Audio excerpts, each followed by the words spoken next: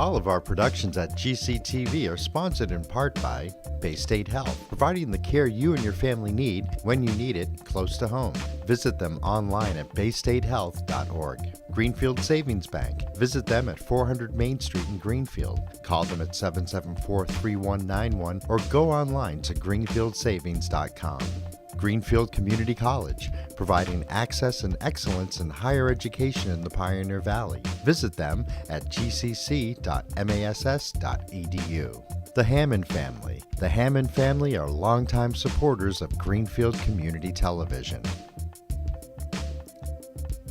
New Fortune Chinese Restaurant on the Mohawk Trail in Greenfield. Visit them online at newfortunema.com. Call them at 772-0838 and check them out on Facebook. Real Cleaning Services, cleaning Hampshire and Franklin County since 1972. We don't cut corners, we clean them. Check them out online at realclean.com. Call them at 413-422-1143. People's United Bank, located at 45 Federal Street in Greenfield. You can call them at 774-3713 or visit them online at peoples.com. The Solar Store of Greenfield, replacing fossil fuels and nuclear power one home at a time. Visit them at 23 Fisk Ave. Call them at 413-772-3122 or visit them online at solarstoreofgreenfield.com. Thank you to our sponsors for supporting all of GCTV's productions.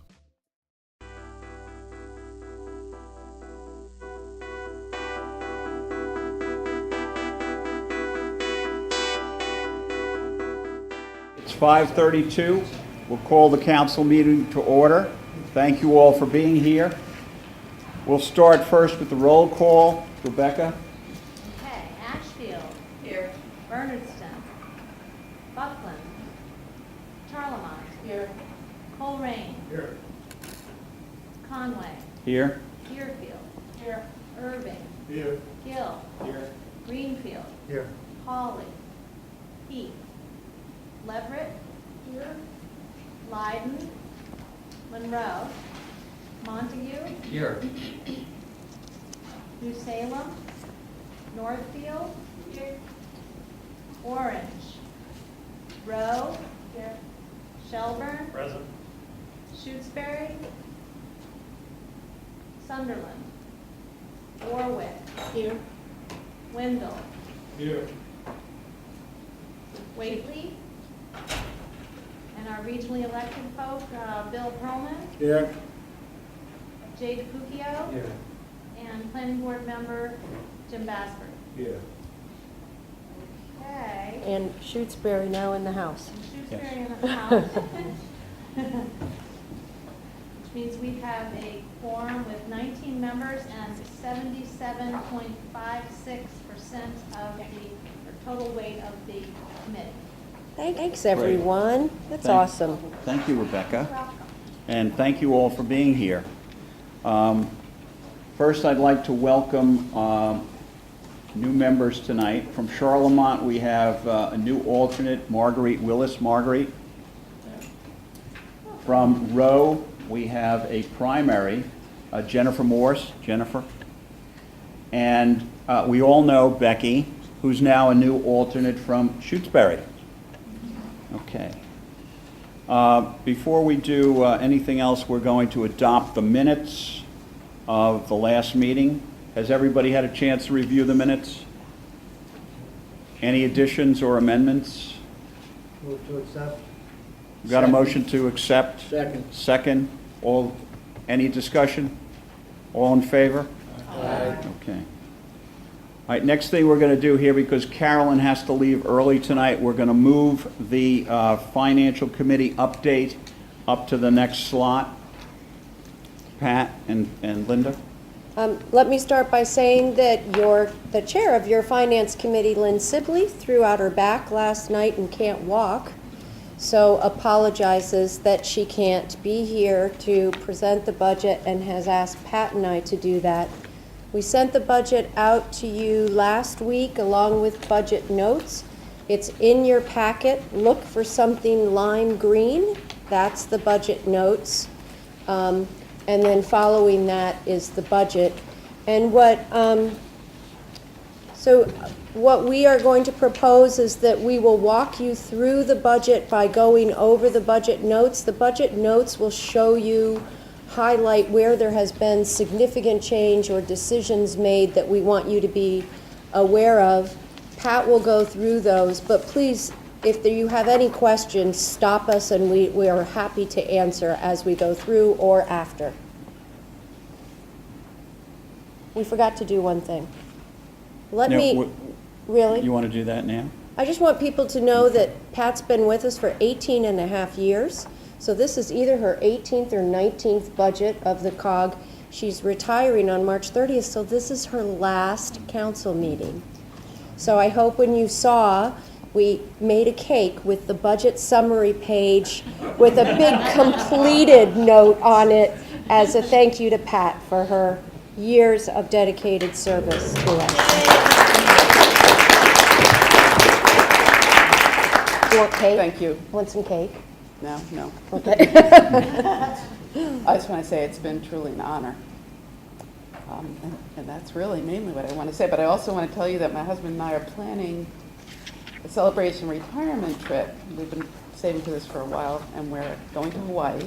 And I recently bought sneakers for walking on wet areas while we're hiking in Hawaii, and you wouldn't believe it, but it's those two colors. Can't get away from us. How'd you know, Rebecca? So, all right, so let's go through this, and the regional services assessment is at 2.47%. So I didn't go into much detail unless it felt like it really required it, but if you feel you want to stop and ask a question, please go ahead and do that. Can I make a comment here already? Remember, for those of you that have been with us for a while, the core assessment will be of 2.47% increase, but when you go to the next page, you'll see the impact on your town. And because the assessment is based on a formula that takes into account EQV, equalized value of your town, and population, you're not going to see a 2.47% increase. It will be a little more or a little less. Or if you're Irving, I'm sorry, Irving, because you had such a major equalized valuation increase, Irving is seeing a pretty impressive increase to the regional services assessment. I've already apologized 3 times to Brian. Let me apologize to you too. He apologized to Monday night, and everybody understood. Okay. One of the things that we've identified that will be needed next fiscal year is some IT upgrades. And we discussed this with the Finance Committee. On the bottom of the cover sheet shows that we had, we continue to put money into the capital reserves, and some of the money that we had put for a new building, a new move, was left after we moved into this building. So we have the money available in there, and we're asking on this budget, and the Finance Committee supports it, to use $30,000 of it. One of the, just a side note on that, is that the Finance Committee asked whether, well, is that, $10,978, that's not a lot for capital reserves, and so we've planned on a March meeting, and in that meeting, I'll have prepared for that committee, well, you're actually going to talk to our IT consultant and find out, over 5-10 years, what kind of money do we need. And then we'll have a proposal of perhaps using some of our general fund money and moving it into, I guess for a town it would be like a stabilization account, but for us it would be capital reserve. So the statutory, this is probably, one of the big items of tonight's meeting, in that this is the year when we're starting to have retirees that were not related to the county.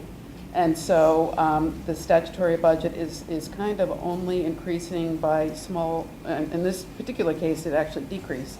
And that was because of a partner change in one of our members. But the only thing that will be increasing that from now on in is assumingly increase for insurance rates, because now we're going to begin taking money out of the OPEB fund that we've been putting aside for. So I think that's good news, and that we've got that money in there. We've got over $1 million in there, and we're going to begin using it. So let's see, what else now? Agency-wide indirect. We identified that first of all, our indirect rate did go down in the indirect rate that we'll be using as of July 1st. And so a lot of our revenues, and this whole indirect, you can see it's a large amount of money. It's all a factor of our indirect rate on our direct staff. So not on Linda or myself or Phoebe, but on our program people who are charging the grants and programs. So when the rate goes down, and that's a natural, there's going to be a fluctuation because it's built on historical information. The indirect revenues will also go down. So that is why you'll see the drop there from 1,418,000 to 1,405. Can we pause there, and are there any questions on the first 4 items and the first page of the budget? So what precisely is the indirect rate now as a percentage? We actually have 2 rates. One is our planning rate, and I think off the top of my head, because we haven't even begun using it yet, I think it's 1.2%. So for every dollar, it's another $1.20 that gets added on for indirect. Okay. That covers fringe, it covers time that somebody would be taking off for vacation, holiday, sick time, agency meetings, and it also covers our administrative costs. And the other category has a similar rate? It's yeah. They're both 20? It Okay. it's yeah, that's about 100% is, so for Where does every. that fall relative to sort of historical averages? It's a little bit lower than it's been, but it's very much in line with other regional planning agencies. Yeah, I think it's. Ours is one of the lower one. I mean, it's on the lower side, so it's not a bad rate. We've never had a problem getting it approved from Mass DOT. They're the ones that approve it. Thank you. Yeah. Okay, so the next page, and oh shoot, oh well, it doesn't matter because the important stuff is here. This is a landscape page, only because there's some comparison stuff. Oh, right. For when we were the county, we always like to keep that in there because it shows that we're actually less than, the charges are less than when we were the county. And so there is a small increase in the regional side, 2.47%, already addressed on that cover page. Linda went into the detail of by town, why that changes by town. That's every 2 years, the new EQBs come out, and that's the driver. And when then- you look at this table, this is when everyone should go, thank you, Irving. Sorry, Irving. And the statutory, it's a big percent drop, but it's only because it's not that big of an amount of money. And in the executive committee, that covers a small stipend that our executive committee members get in our visiting spaces. That was page 3. Page 3, thank you. And I don't think I really had no notation on that. Query question. Yep. Back to Irving. And obviously they have the reservoir there. Is that the major taxpayer in Irving? Yes, Yeah. it is. Is there an increase in assessment if they had another 15 feet in the reservoir? Would there be an increase in assessment? Probably change the value of the property. So that we all understand that when we don't encourage, who owns that? First Light? First Light to increase the capacity of the reservoir, it impacts every town because they then don't have the increased revenue, which impacts every town through the council assessment. So I think that's that's another story. Because by the way, FERC turned down their request. I read that. And I think that was beneficial, and that was a result of some discussion. But so that we all realize what, Yep. there are consequences to all of our actions.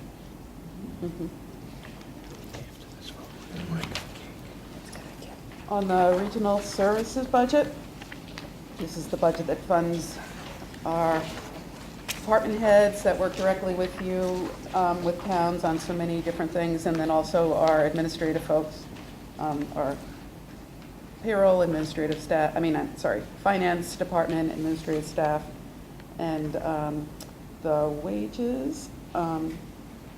This is basically, that has to do with, and I don't think I've said it yet, that this budget is built on a 2% increase, payroll increase on staff.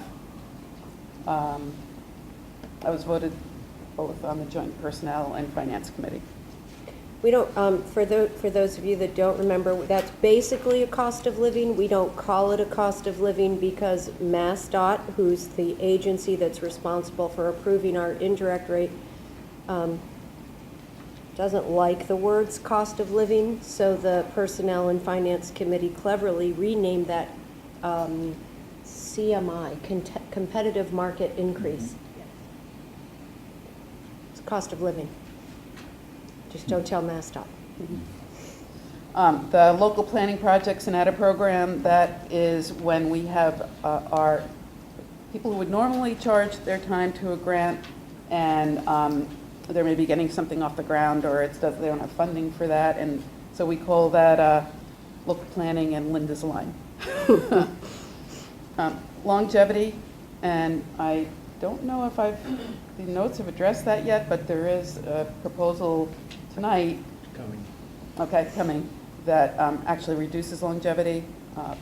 In a very good year, the longevity got voted to be $1,000 once an annual longevity payment once somebody has been with the organization for at least 10 years. And this fiscal year, and we're also recognizing that we're losing at least one large grant, and we're really working hard to get that refunded. So there was a need to say maybe we just couldn't do it, at least in this particular environment. So that'll come later. But that's why that's a reduction there. And so let's see, group insurance. We have group insurance is anticipating that whoever fills the finance director position is going to maybe need a family plan, just being on the conservative side. I'm currently covered under my husband, so I do get a small amount from the COG, but so there'll be a significant difference there. And the FRTC lease, Franklin Regional Transit Center lease, that actually was identified about a year ago. And the way that works with the lease is that we get assessed a certain amount of actual costs month to month. And at the end of the last fiscal year, let me take that back a minute. We get charged a fixed amount, but behind that is the actual share that we would have that doesn't get resolved until the end of the year. So there's at the end of the year, there's a looking through it all and seeing, okay, do we owe them money? Do they owe us money? Last year, we actually owed them money. They had proposed that in this fiscal year, maybe we'd want to pay more each month so that we didn't have to pay up at the end. Well, it was too late to do that, so we're doing it in this budget.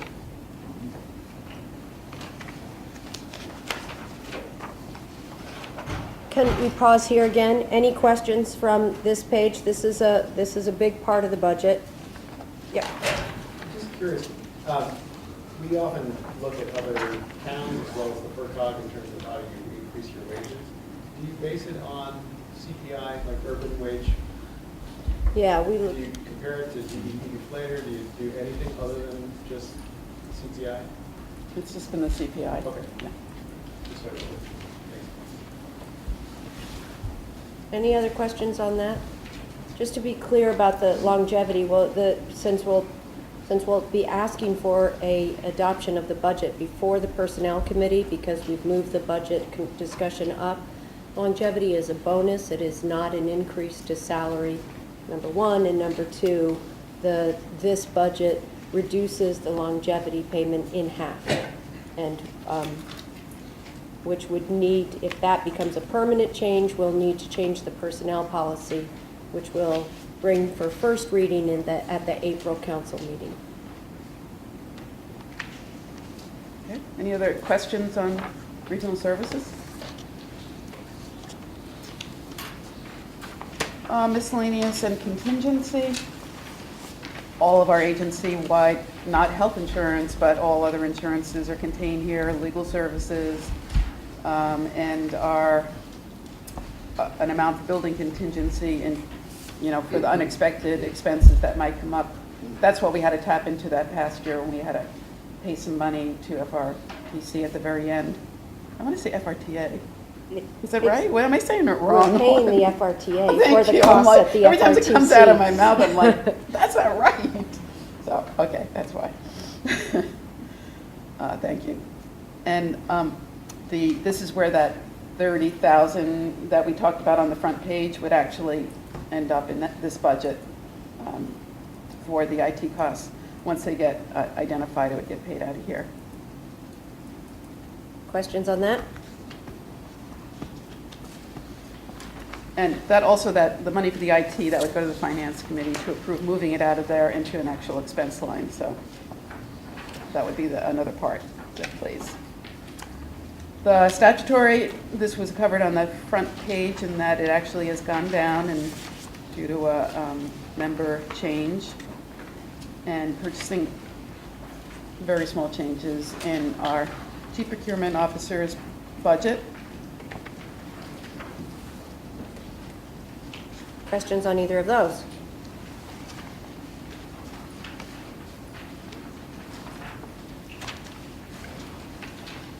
The cooperative public health, and again, we have a retirement coming up. This is page 8. And not knowing who's going to be filling that position, we have put in for a family coverage in case it's needed.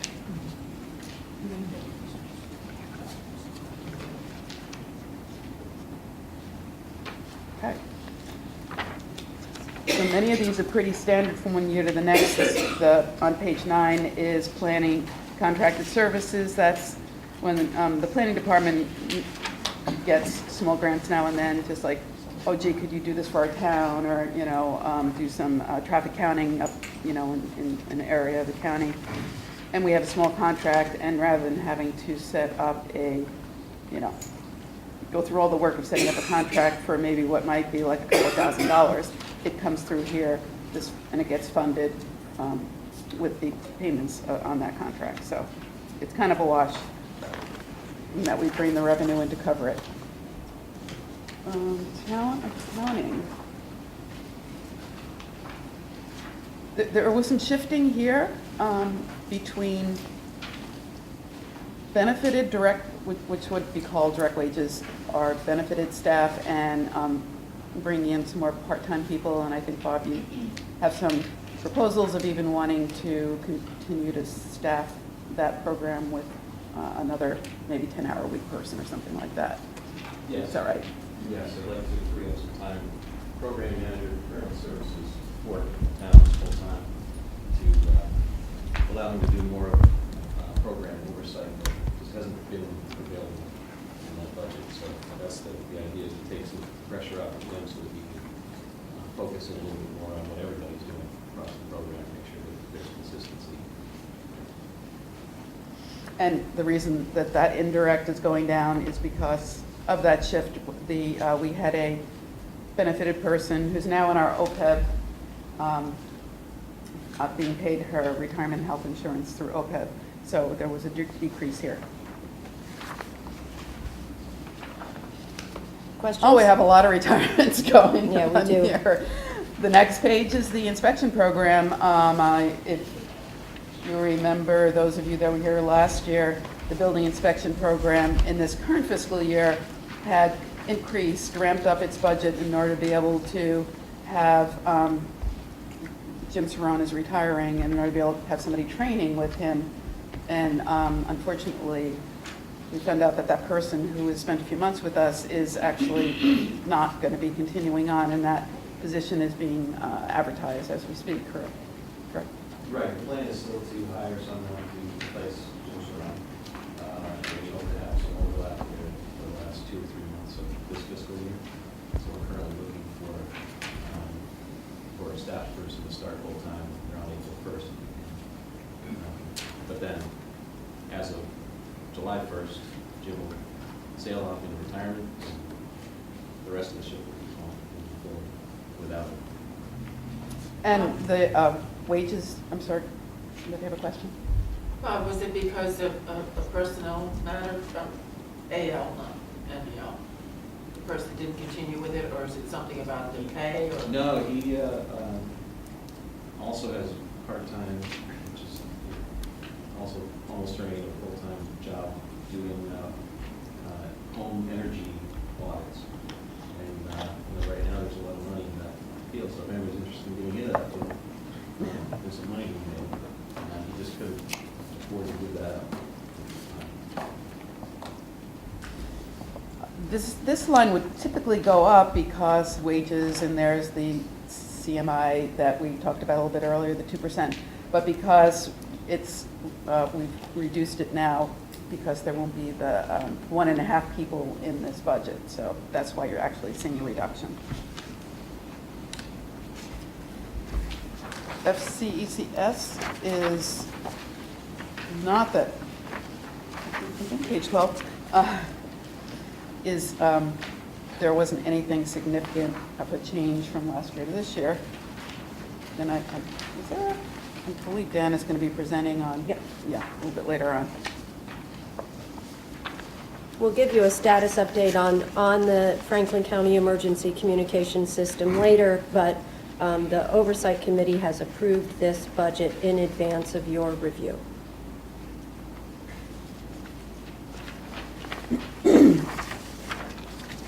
REPC has a $2 increase. Oh my gosh. Any questions on that? And accrued benefit pool, this is where all of our staffing, except for administrative staff, all of their benefit time, all of their insurances, the OPEB, the longevity, and this is also the budget where we'll be paying for retiree health insurance from. So instead of that money going into OPEB, it will first pay what we need to pay in monthly expenses, and then the balance will go in. We're hoping the retirement or OPEB still is not passed for a couple more years, but I guess there's some work along the way that it might pass, but it might be a much smaller percent, and so that would mean we would continue to be able to put that funding towards OPEB, which would be a good thing. This is, for those of you that have been here a long time, you know what this is. This is, remember that when we were transferred to the Massachusetts State Retirement System, we stopped paying an unfunded liability assessment and a normal cost assessment when we moved to the Massachusetts State Retirement System. The State Retirement System at about that time did an audit of its system and realized that the majority of regional planning agencies in the state had not been assessed any kind of assessment for 50 years, and they are intent on fixing that. And when they fix that, they have said they would like to bring the Franklin Regional Council of Governments into that fix. So we are assuming at some point we will be required to pay an assessment to the Massachusetts retirement system. So since we were transferred to the state retirement system and this information came out, we've been putting an amount aside building into our budget, 5% of payroll, which is basically what the normal cost, what the assessment that most units of the Massachusetts State Retirement System pay. We've been putting that into our budget in case legislation passes and we're required to pay an assessment. When the legislation doesn't pass, we, with your blessing and approval, we put it into the OPEB trust instead, which is how we've built our OPEB trust so high so quickly. But as Pat pointed out, there is movement on the state level.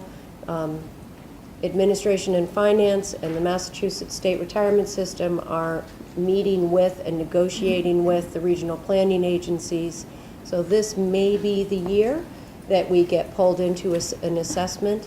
And if and when that happens, we're ready, but it will result in less money going into our OPEB trust. Does that make sense? Linda, did you know how many of our towns have not funded anything for this? And what about our regional schools? Have they set up any funding? I don't know, but part of the reason that we have been so intent on getting ours funded as much as possible is that it protects the towns in the future, because if the COG were ever to fail and go under, we want to be able to close our doors and know that we can take care of our obligations. And so we've worked really hard to make sure that this wouldn't be the potential of a lingering debt for the municipalities of Franklin County. So that's why we've worked hard to make sure we are funding OPEB. Does that make sense? Did I explain that at all logically? I just want to point out that this budget is funded with the indirect revenues, in case you're wondering where that money comes from. It's a sizable budget, but that's what funds it. The planning administration similarly is funded with, there's a portion of, I was mentioning how we have two indirect rates, and there's a section of the planning indirect rate that is specifically for this budget. Okay, that's that. That's the budget. Any other questions on the budget? Do we have a motion to approve the budget? So moved. Have a second? Any more discussion? All right. All in favor of approving the budget? Aye. Any opposed? Any abstentions? Okay, thank you. Thank you, Pat. Thank you, Linda. Thanks, everyone. Before we go to the next item on the agenda, which is the council update, we're going to ask Pat to cut her cake and take the first piece, and anyone who wants to join her, please go up and take a piece. What? Another motion in this? Oh, yeah, but we can do it in order. Oh, okay. All right, I'll go cut the cake.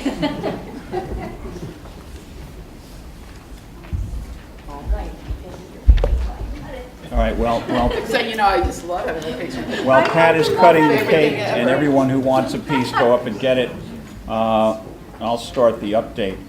The remaining council meetings for 2018, we have April 19th, July 19th, and October 18th. And I want to thank everyone from our very heavily weighted towns for being here tonight.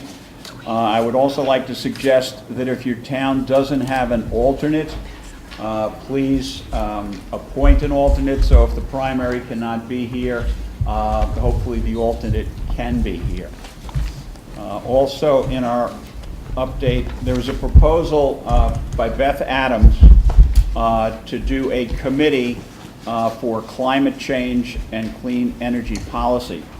The way we need to go through that process, according to our bylaws, as I suggested to Beth, she could form an ad hoc voluntary committee made up of council members, and between now and the next council meeting, they can put together their purpose, the composition of the committee, the number of people on the committee, the estimated time period of the committee, and the charge of that committee. So that in the next council meeting on April 19th, the council will have a chance, council members will have a chance to ask Beth and her voluntary committee questions. And at that point, what will happen is we can take a vote to make that committee a special committee of the council. Okay, so that'll be the process. And please let Beth know if you're interested in being on that voluntary committee for now, that again will be voted at the next council meeting to become a special committee of the council. Okay, and she has given out this sheet. Go ahead, Beth. I just wanted to say, could I pass this sign-up sheet? Sure, around? absolutely. And those that feel inclined to be interested, I'll be in touch with you then. And also, it looks like the proposal included more information then it needed to because of what you shared. So just disregard any portion that wasn't, Well, again, you'll have a chance with your committee to, Sure. formulate. exactly. Okay. So, thanks. And I'm sorry that it didn't get in early, but the Leverett Select Board just voted, this proposal to move forward on Tuesday night. So that's why it didn't make the agenda email. Thank you, Beth. Just another housekeeping. Everybody got a municipal directory for all the towns in Franklin County. Very nice job by the council to put this out. By Rebecca. By Rebecca. Thank you, Rebecca. This is probably the most useful desk reference I have on my desk. Probably, absolutely. Okay, that's all for the council update. The next item on the agenda is the executive committee update. Bill? Yep. Executive committee has been relatively busy. We held a discontinuance hearing for a road in the town of Hawley. It has been continued until March. There were some details that hadn't been worked out. We're hoping it'll be worked out by then.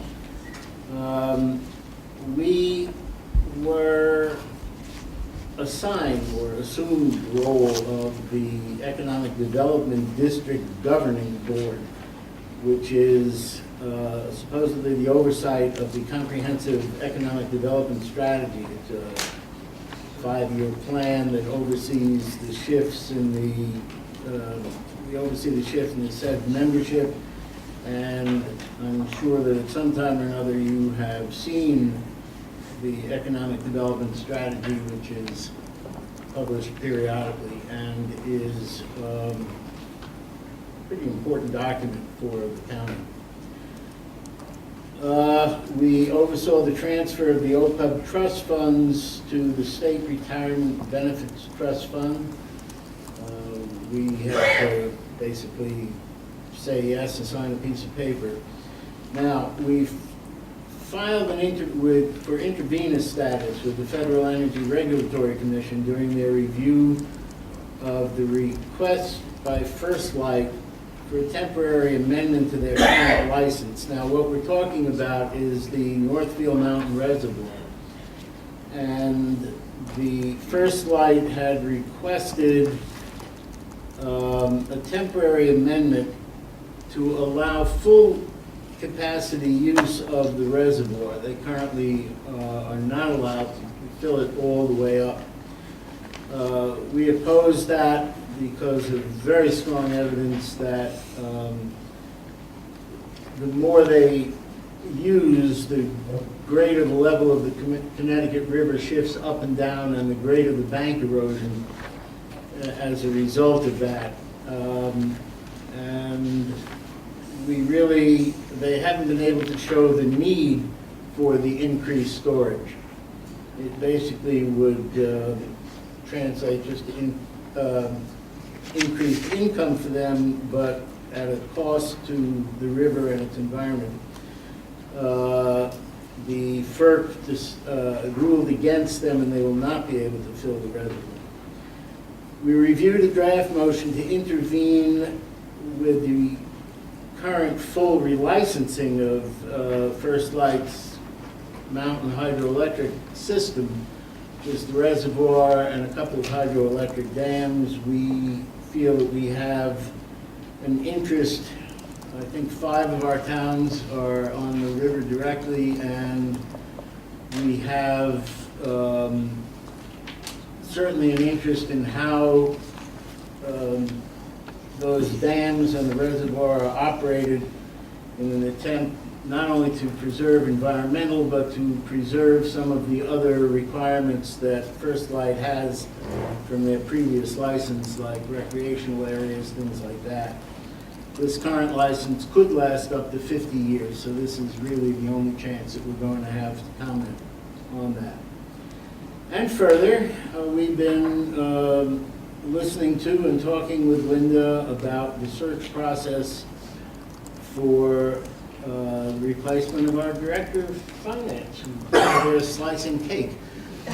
That process is underway, and we're hoping to have a decision in the not-too-distant future.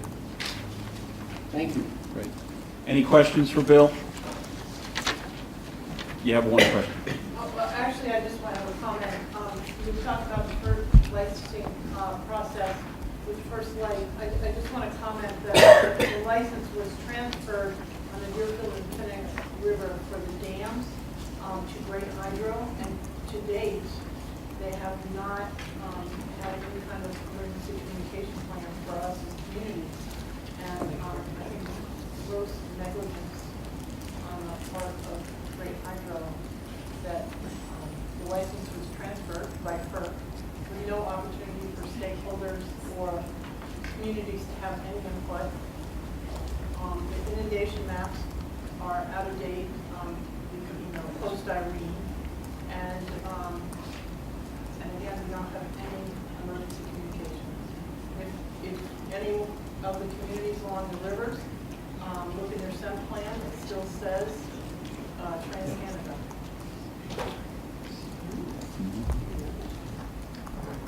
Then, Yeah.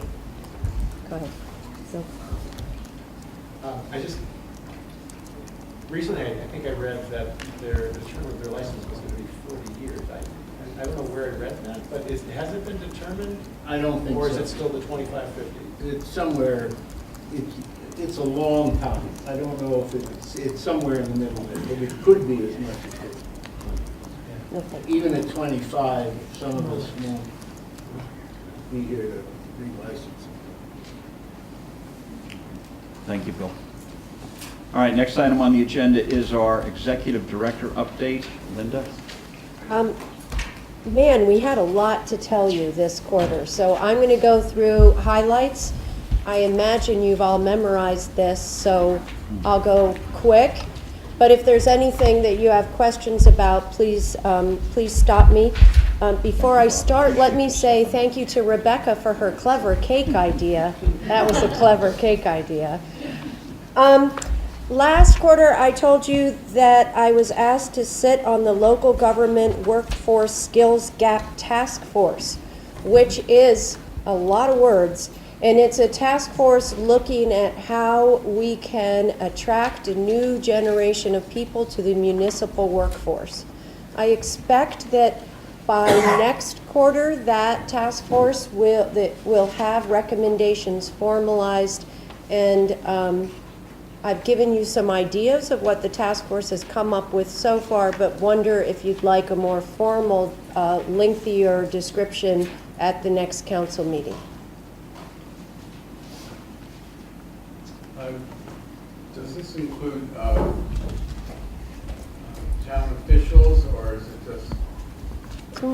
It's mostly focused on town employees and based on the makeup of the task force, mostly on municipal financial positions like accountant, treasurer, collector, assessors, etc. In our town, those are elected officials. I'd like to, how does one stay in touch with what's happening with that community? I do not think there is anything about it on the state website. Let me confirm that.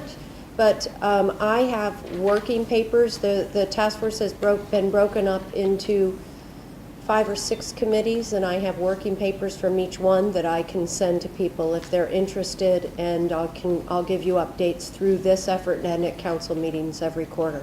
Okay. Good. Other thoughts on that one?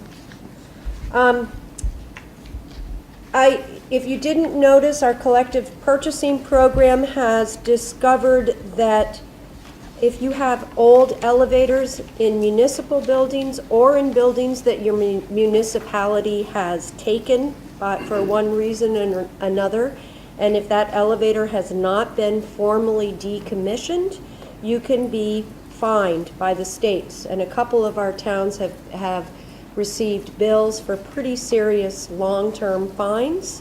And so we encourage you to please look at all of the elevators that you might have, and if they have been decommissioned, please formally decommission them. If you need help or have questions, call Andrea Woods in our collective purchasing program. Was that you, Irving? Yes, it was. I'm sorry. Again, I'm sorry, Irving. We will find $80,000. Wow.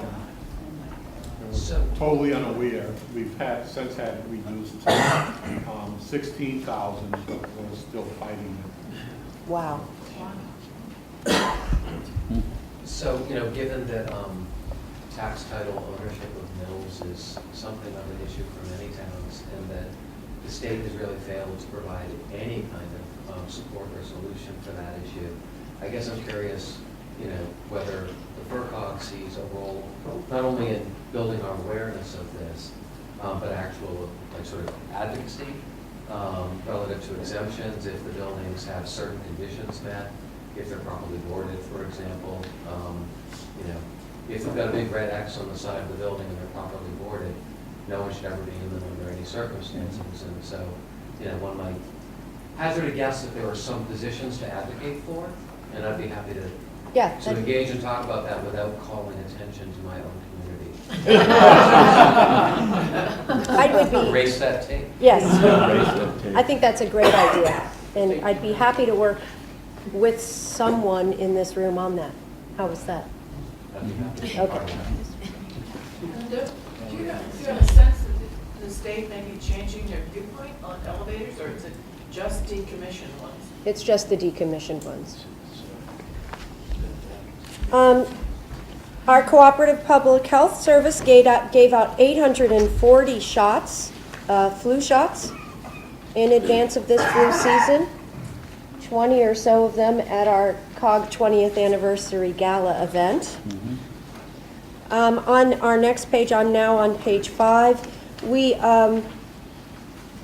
The District Local Technical Assistance Grant is again coming to the Council of Governments. This is the grant where we can do lots of good things for the communities of Franklin County, but you, as a contractual requirement, must tell us what you want us to do. We sent out the project solicitation forms, and I've already received many complaints about how little time we gave to people. That's because we were waiting to see what the new contract provisions were before we sent out the project solicitation form. But because the contract was delayed, we are now losing time on doing the work. So the soonest you can get the project forms back to us, that would be great. The new thing that is a contract requirement is that we work on the Housing Choice Initiative program, and I'm assuming we will still have time, and I will tell you more about the Housing Choice Initiative program in a few minutes.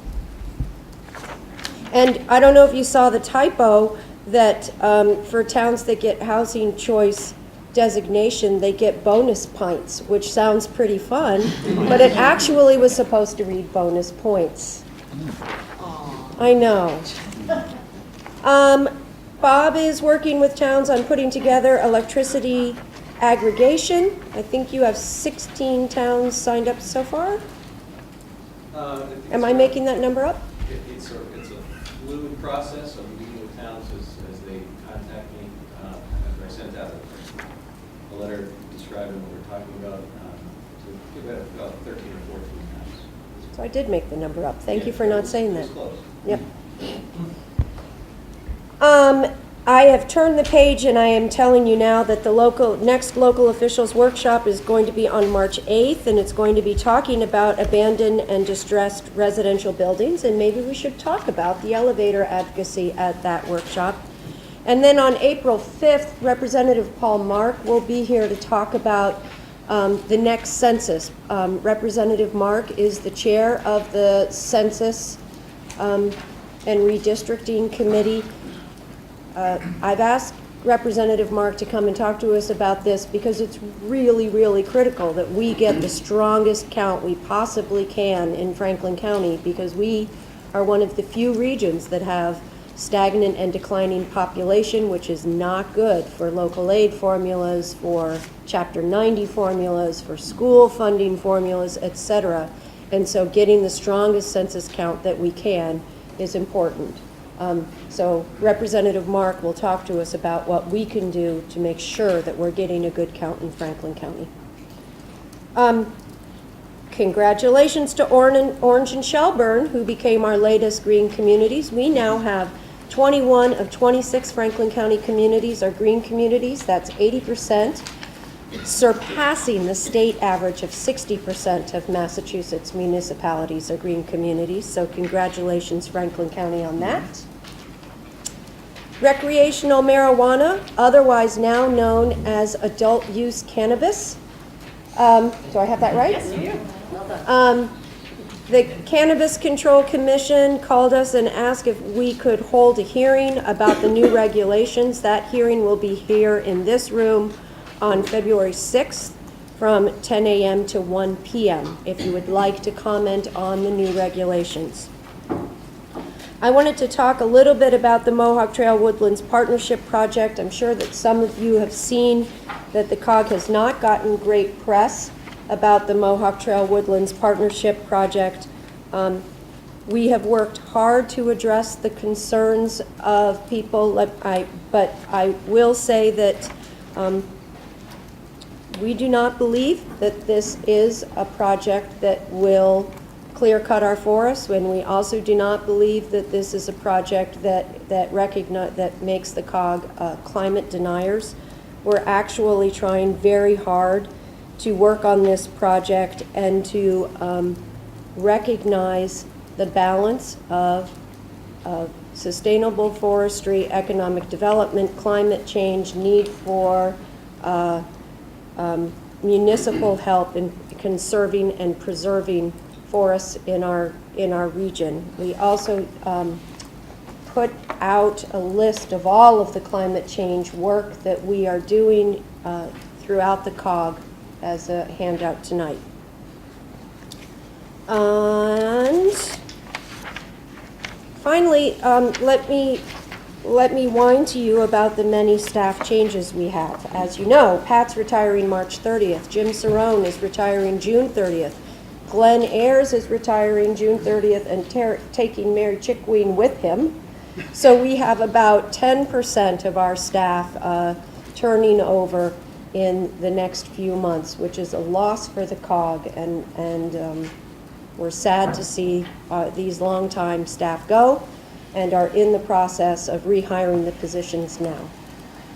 And I am finally done, unless anyone wants a quick summary of the governor's FY19 budget, which Bob could give. And yes? Bob, you want to give a quick summary of the governor's budget? I can do that. As many of you heard, the governor filed his fiscal 19 budget yesterday, and it's a $40.9 billion budget, which is about a 2.6% increase overall. And the budget would add, as proposed, would add $96 million to the state's rainy day fund. I pulled out some of the items that I thought would be of interest to towns. Unrestricted general government aid, that's the money you get just to do with what you need to do. It's a $37.2 million increase. The governor promised, and those of you who were at the MMA conference last Friday might have heard the governor say that they made a commitment to increase unrestricted general government aid by the amount of increase to the state tax revenues that they're projecting for the next budget. That's a 3.5% increase for fiscal 19. So every city and town will see that amount increase by 3.5%. And preliminary cherry sheets are available on the Department of Revenue's Division of Local Services website if you want to take a look at what this means for your town. Chapter 70 is just a 2.2% increase. That's the amount for school assistance. Every district would see a minimum increase of $20 per student. There are many across the state, including the MMA, that believe that that's not enough, and they're encouraging the legislature to increase that amount to at least $100 per student. Special education circuit breaker is an increase of $9.9 million, but would remain underfunded by about $20 million. Charter school reimbursements, level funded, which would make this approximately $85 million below the amount necessary to fully fund the statutory formula. Regional school transportation, level funded. Payment in lieu of taxes, level funded. I've seen a trend here. Some good news, district local technical assistance grants, the efficiency and regionalization grant program, the community compact grant program have all been level funded as well, meaning they're in the budget from the governor. Next steps, the House will take the governor's budget and say thank you very much and set it aside and then create their own budget. Usually by the end of April, they have that process done, and the Senate takes it up usually by the end of May. They'll have their budget passed, and then it goes to a conference committee of House and Senate members that will hammer out what the final budget will look like. They try to get that done mid-June, and then the governor has 10 days to sign it or come back with his vetoes. Keep in mind, the legislature is out of formal session as of the end of July this year because it is a re-election year. So they'll try to have everything completed before they leave. That's the Thank you, Bob. quick version. Any questions for Linda or Bob? Okay, next item on the agenda is the planning board update. Jim Bassford. A lot of redundancy here, but keep it short. The executive committee and the planning board staff continue to work on the FERC relicensing of Northfield Mountain and the hydroelectric projects, as was already discussed. The planning staff has applied for state funding to increase access to and use of clean energy and energy efficiency incentives and rebates through Mass Save and Mass CEC for low-income households in Franklin County.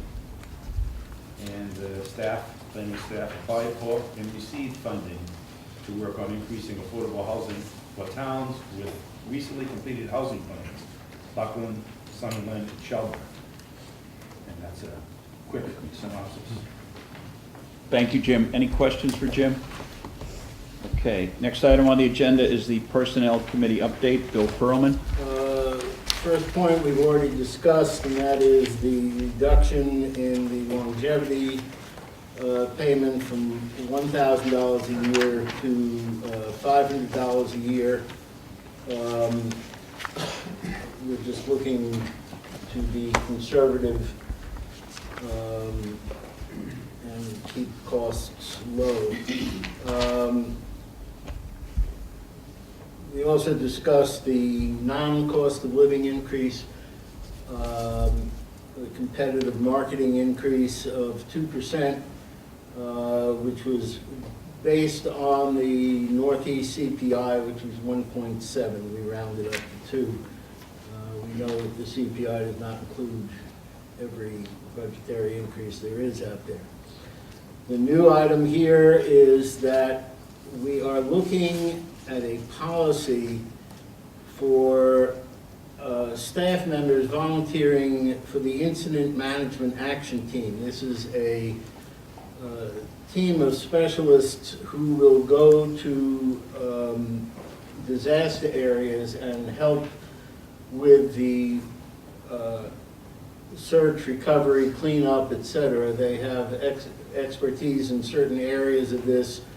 2 members of our staff were part of an IMAT team that went down to Puerto Rico.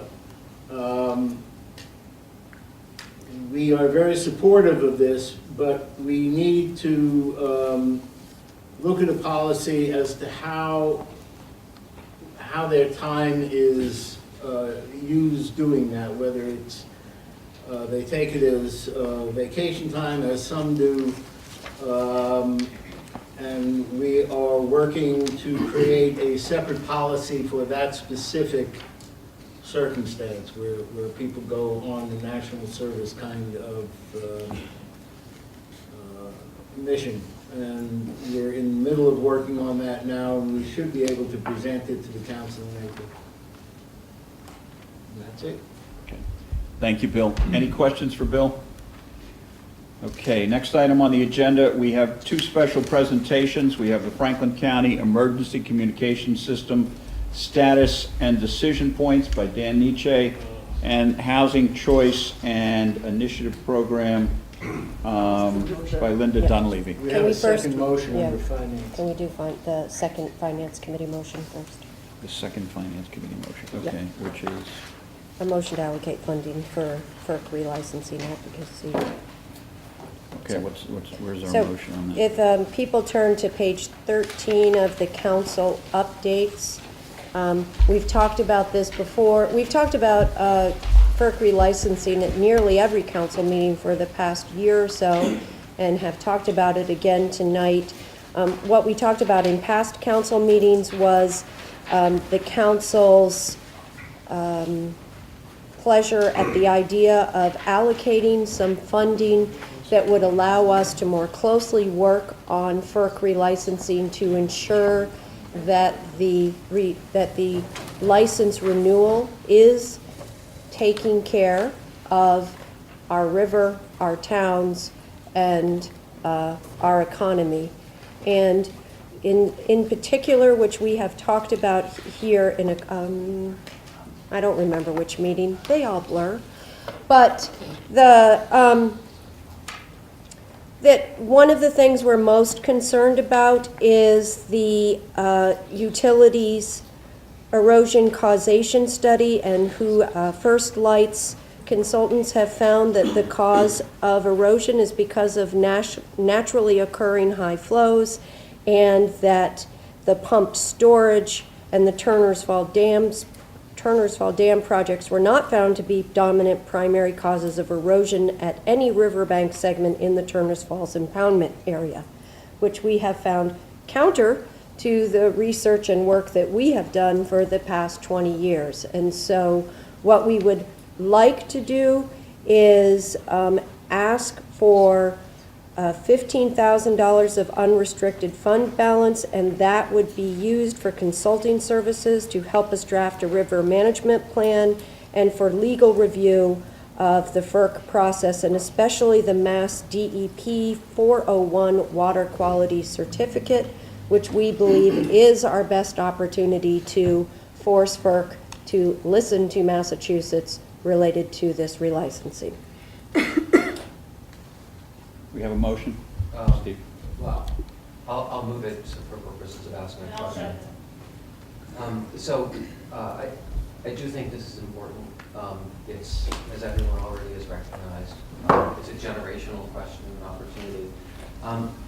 I am somewhat concerned that we tend to fail to have direct conversation about the dead river below the Turner's Falls Dam, the fact that there are absolutely inadequate flows to sustain any kind of life or recreation.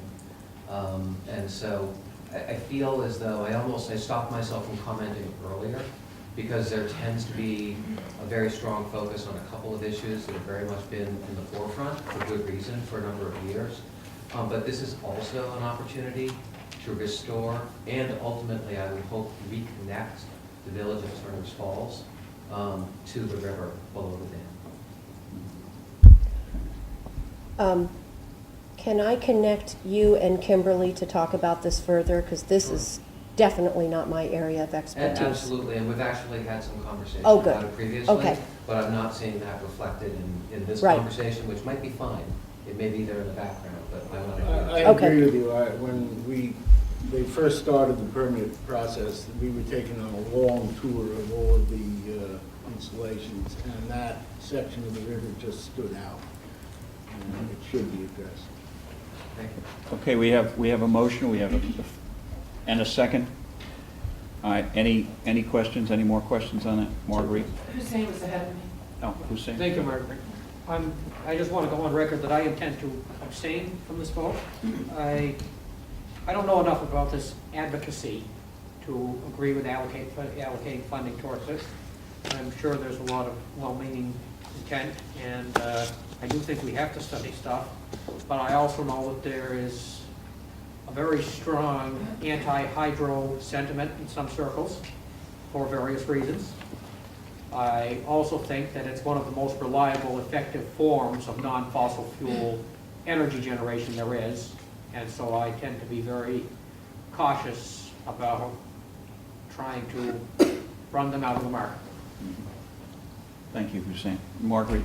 I would echo that in the sense of, after Irene, we saw what highly motivated people were able to do and the cost that was inflicted on the town of Holly, and then the adjoining towns such as Charlemont, the amount of disruption afterwards. It was like we had 3 storms.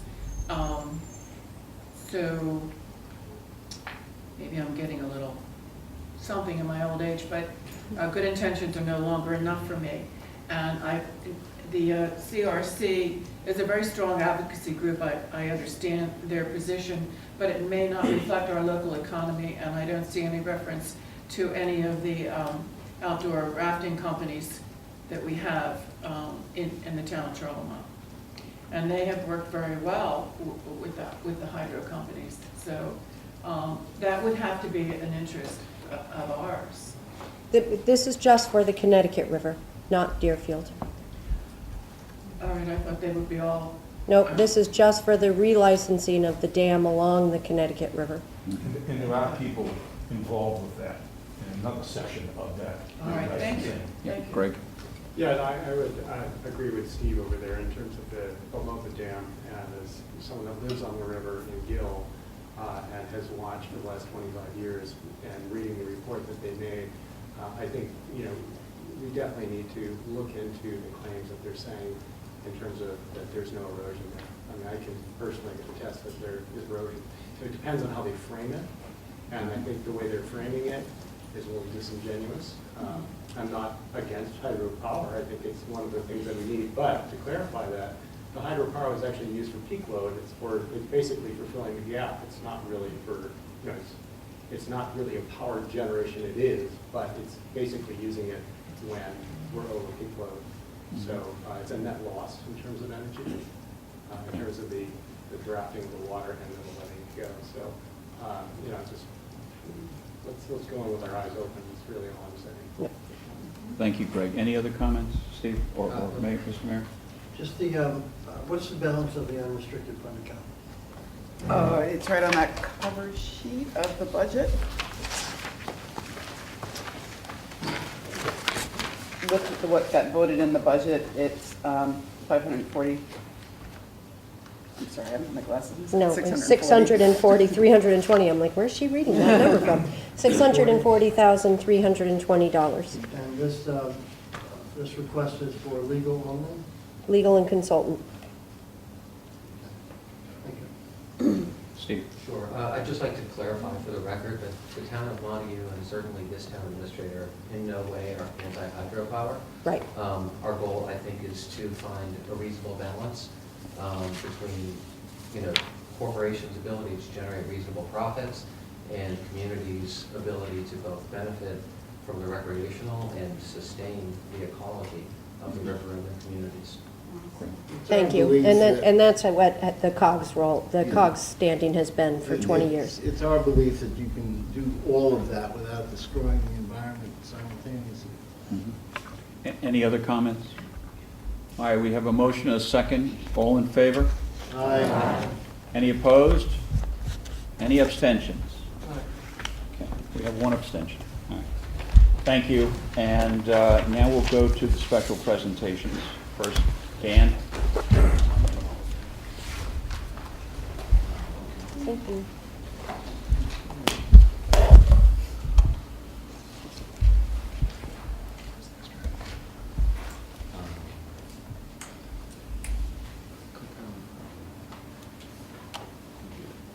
I see mine.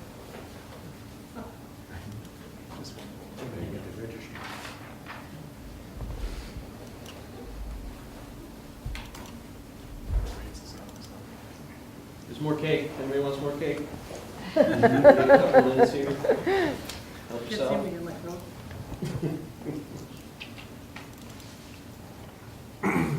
This really isn't part of the presentation. All right. Good evening, everybody. I'm here to talk about the FCCS and how what has been happening since the last council meeting. I think I might have spoke, or there was some discussion there at the last council meeting. But some things have moved forward in what is going to, or the options that are available to the county coming up. So quickly, moving into the presentation here. Some of this we already know. So what is the FCECS? It's the communication system. It's analogous to if you're listening to your car radio, it's the radio waves. It isn't the station or the DJ. It's built on 13 towers across the county. And really quick, when it was originally built and designed, it was put together as best it could with at least the amount of money as possible. So we have some inherent problems with that. Who owns the FCECS? So FRCOG, on behalf of the towns, manages it and oversees it. Condition of the FRCOG agreement to do that thing is that there is an oversight committee. That oversight committee is made up of these folks that meet once a month to ensure that the system is available for emergency communication users across the county. System issues. So some of the things that we have a problem with our current system, how it's currently configured.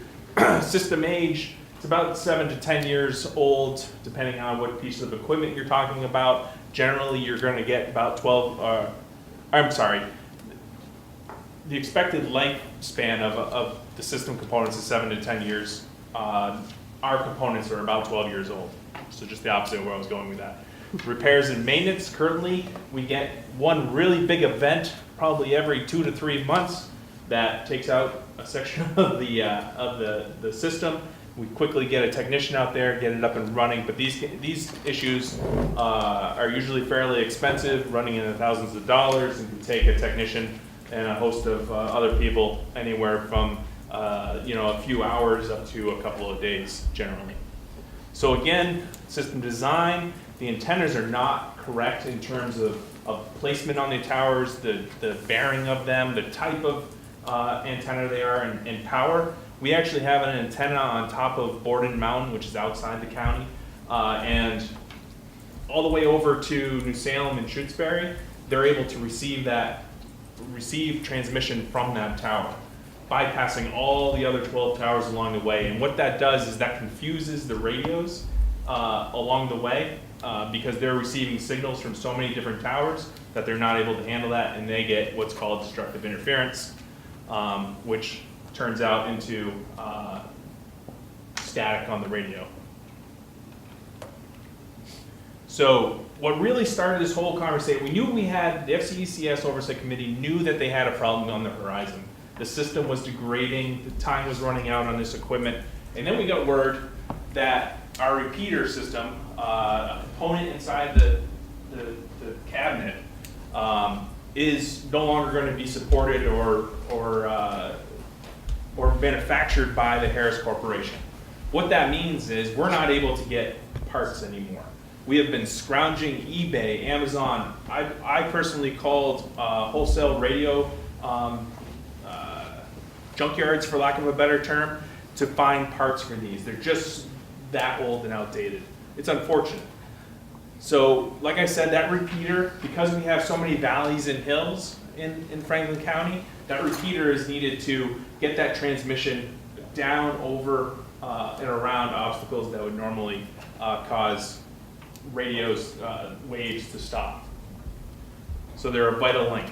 If that happens, if a repeater were to fail, we would effectively lose that tower and lose that surrounding, that coverage area for that tower. Very bad for our public safety folks. We do have a continuity of operations plan if that were to happen. We have come up with towers, a list of towers that cover the most areas, and what will happen is we'd swap parts from an area that doesn't cover or isn't quite so critical to the system, and get maybe another tower up and running that is much more effective in covering basically a general triage of the system as failures happen. So far, we haven't had a repeater fail, which is great. I have no idea when a repeater will fail. It may never fail. You know, electronics are kind of weird like that. The more you run them, the longer they can go. It's really anybody's guess at this time. So where are we in this process? We identified that originally we thought, all right, so we have this small problem that, maybe in 3 to 4 or 5 years, we need to upgrade our system, and we'll work on that, and the Oversight Committee was moving forward with that. Then we got hit with that repeater project, that repeater issue, and that really got the committee excited, to say the least. So we started exploring other options.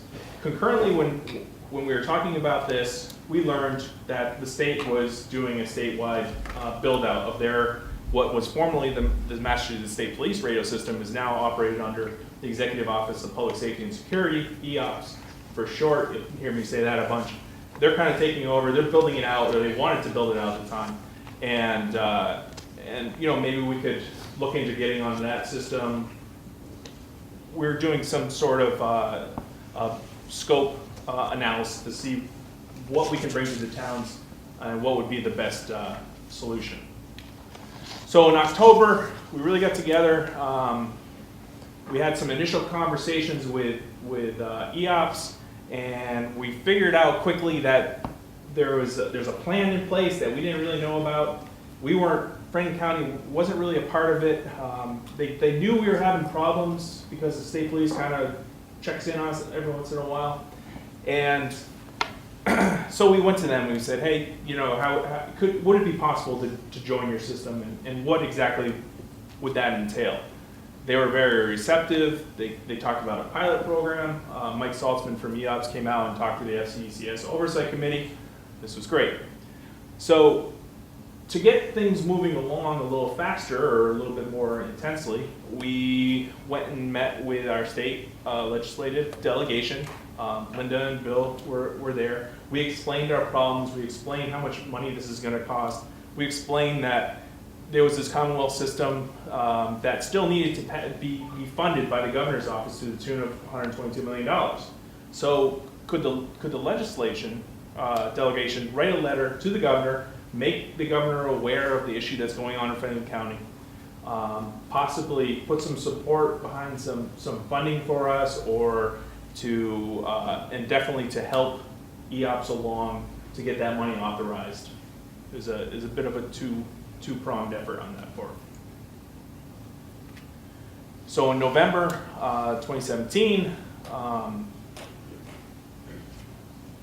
we didn't want to put all our eggs in one basket. So what we did is we applied for an energy and efficiency Efficiency and regionalization grant to design and build a new FCECS system. We didn't want to rely on the fact that we could possibly join the Commonwealth system, wait 2-3 years, and then have them say no, and the money never came through, and we would be in trouble if those repeaters started going out. We wanted to make sure we were prepared to do whatever option the towns wanted us to do. That was the plan. Along came December. This is a lot of text. Sorry, I'm going to break this down. So we learned that Governor Baker approved that A&F released the $122 million. That's great for the state. We also learned that our grant application was going to be rejected because it would be considered duplicative. Why would the state give us, what was it, $173,000 for design when there was already a Commonwealth system in place? And we said, whoa, whoa, whoa, whoa. Nobody said that we want to join you guys. Nobody said that we have the money to join you. You can't make that decision for us right off. And unfortunately, that's kind of the corner that we're being put into. We immediately reached out to Kurt Wood and Mike Saltzman of EOPS and explained kind of the situation and how we felt like we were backed into a corner. They made sure that they kind of calmed us down, made sure that we are a priority in their minds. They didn't offer us any sort of schedule or a promise of money, but that our letter to the governor assisted in getting them the money, so they understood that they need to help us too. We have also received promises from DLS which part of that grant application was to help us work on the possibility that if we needed to go out and as a group, as a county, bond, that they could work on the legislation and how the assessments would come and everything else that DLS does great. Anything else that I'm missing on these so far? All right. So we're down to two options. There's like option 1A and 1B and everything like that, but it's really distilling down to two options. So first, we're going to migrate to the 800 megahertz system. Benefits, it gets FRCOG out of the business of being a radio system oversight business. We're great at what we do, but we're not radio system engineers. We don't have a radio system engineer on staff. We have to go out and contract for one. We always have to verify what they're doing. It's difficult for us to be able to effectively do this as best as that the county deserves and the emergency police and fire and ambulance folks need. So it relieved the region of some ongoing financial implications, your assessments that you're due every year. Maybe, we'll get to that in a minute. It definitely meets the Commonwealth's long-term goal of a statewide interoperability system. So if you have an officer or let's say a firefighter and they're getting a helicopter coming in, or even the helicopter just lifted off over in, I don't know, Devon's or something like that, they'd be able to talk to that helicopter from where they're standing and communicate with that helicopter all across. Actually, there's stories of with the 800 system that the sheriff's office, when they're doing a transport down in New Jersey to go to the airport down there, they can talk with New Jersey on kind of the same basic system. So it's interesting. It's supported by EOPS, the governor's office, and our legislative delegation that we migrate to the 800 system. So some obstacles. Again, this is, the timing is very difficult. We don't know when those repeaters are going to go out. We have received assurances that we're a priority, but there's not a whole lot of meat in that assurance. The region would be reliant on EOPS, so in the future, we don't know how much oversight we would be able to put in, any input into the Commonwealth system. Whether it would still be an FCECS oversight committee that would report to EOPS is still unknown. Excuse me, is it appropriate to ask now, if somebody calls 911, where does the call go? Is there only one dispatch center for the whole state? No, dispatch centers will stay Okay, consistent. thank you. Yes. Thanks. Yep. So that $122 million that the state received, or that EOPS received, excuse me, we're not included in that $122 million. So there's still the question of where funding for subscriber units, those radios and mobiles that we'll need, that's a big question. And finally, for the firefighters out there, they all get toned down. They get what's called a page, just like an old style beeper, but it's a one-way radio where they can hear a voice, but they can't really talk back on it. With a new 800 system, there's only currently one pager that is available that can work in that kind of configuration. And there's some issues with it. They're still working out the kinks. So it could possibly mean that the FCECS system as it is shrinks down to a minimum size, but still needs to be maintained so that paging can continue across the county. So, brings us to option number 2, rebuild our current FCECS system. Benefits, we know the system. We can do it, we might be able to do it more quickly than we can get onto the 800 system, depending on how we go about it, whether we do targeted improvements at different sites and do these things in phase. We could really get going 6 months. As soon as the money gets in, it's very quick, easy enough. Region maintains local control.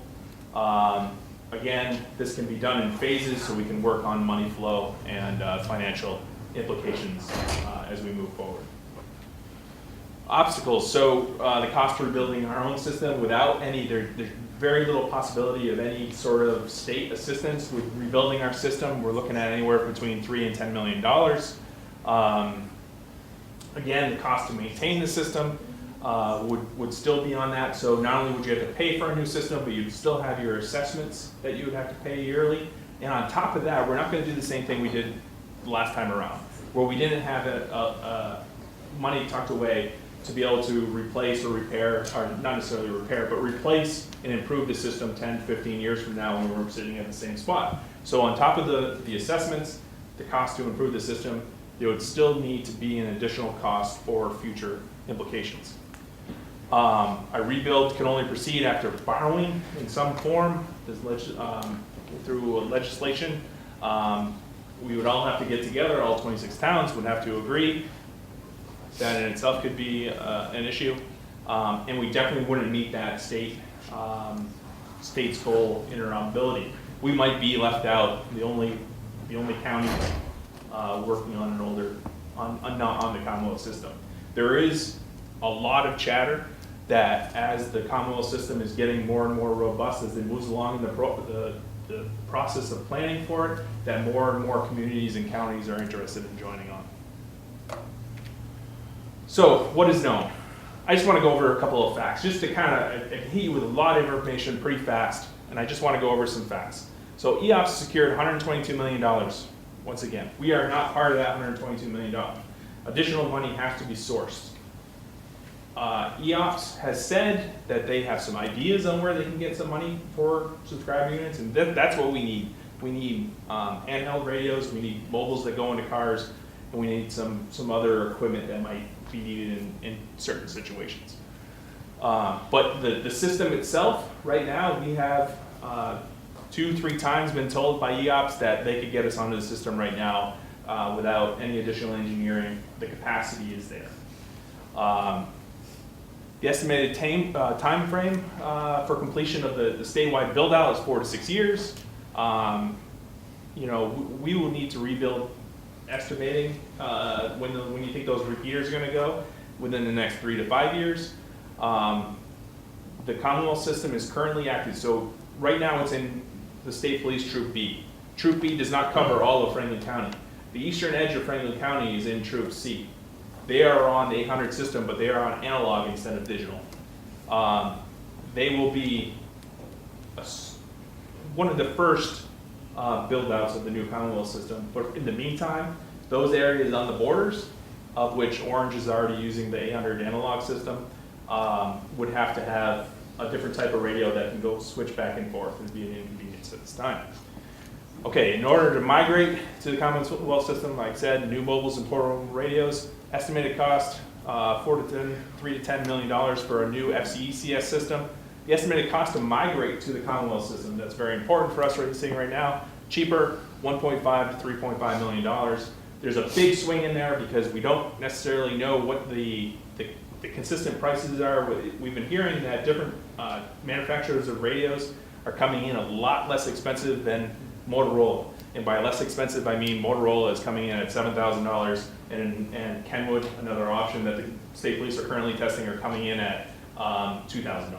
So there is a huge difference in radio cost. Migration time to the Commonwealth system, 18 to 24 months.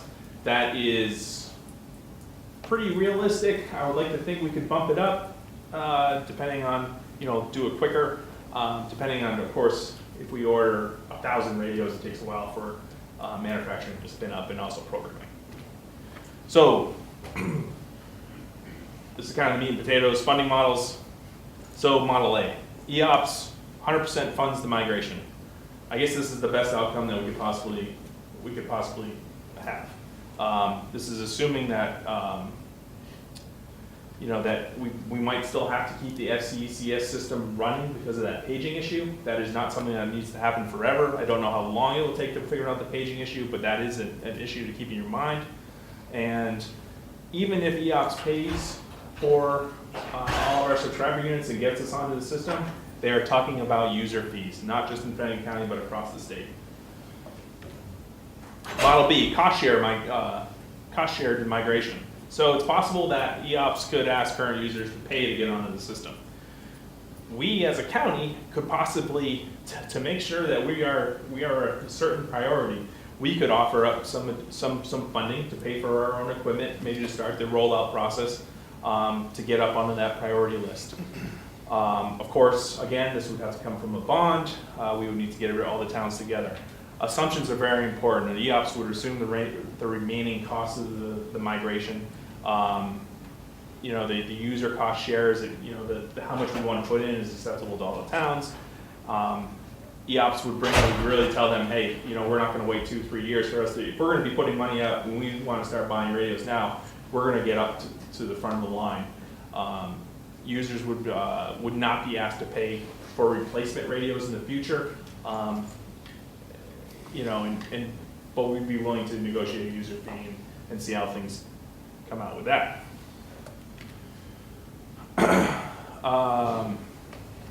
So we talked about a little bit about how much the new radios would be and what's in that cost estimate.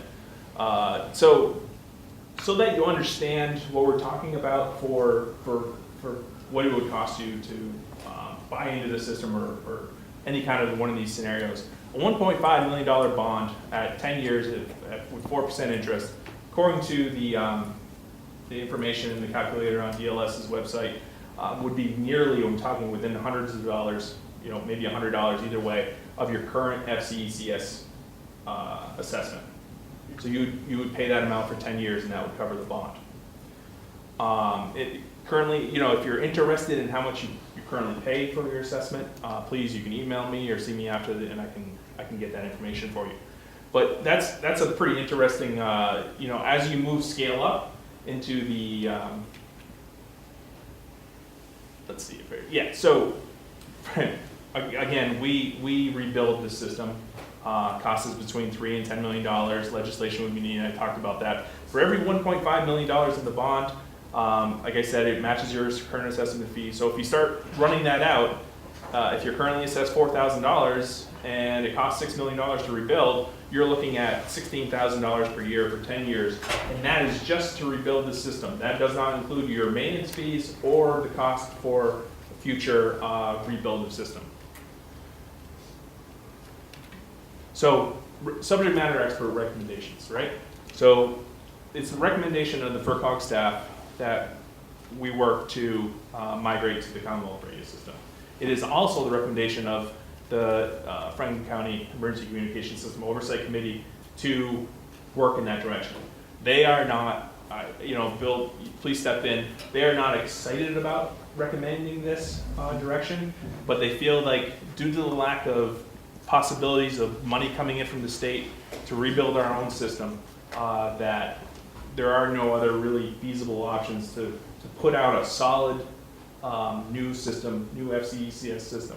That range, $3 to $10 million. $3 million gets us basically the same system we have with the same problems we currently have, but it just updates the equipment so our radio system manager can sit at a computer and manage it from a computer as opposed to going out to a new site, and gets us all new equipment, updated equipment. But you're really not going to get any better reception. It's not going to allow us to move those towers around so we can get rid of that destructive interference. That's higher up on the $10 million side. Questions, comments? Yes, ma'am. Does Homeland Security have any authority to make any recommendations or suggestions to the states on something like this? I think they would, but this leads us to a question about, you know, I don't know. I'm just getting the impression from our EMD director that they're trying to coordinate and unify and with all the various agencies. And I would apply that same logic to radio. I know it's costly, but that's why I would like to know if that's coming down one way or the other. Homeland Security and the federal government in general have been advocating for interoperability through the country. The more, because resources move from place to place as needed, it becomes more important that they're able to continue communication seamlessly as they go from one place to another, which is true even, and it's a problem here, even across borders from Franklin County to Hampshire County or Berkshire County, there are different frequencies used.